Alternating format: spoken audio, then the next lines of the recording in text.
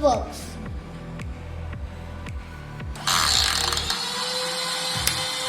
Our turbine will take the energy from the vehicle which is passing through the highway or the tunnel, and the headlights, street lights will get on.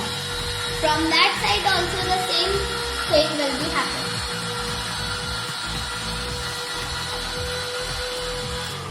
And this project are IR sensor, jumper wires, 2 DC motors, fans, switchboard, Arduino Uno, PPT board and various color papers. The problem for which we had made this solution is that on highways or in tunnels, many a times the headlights and the street light is off because of the electricity which is coming from the electric house. It's not sufficient to on the street lights or the headlights. So we had made this traffic turbine.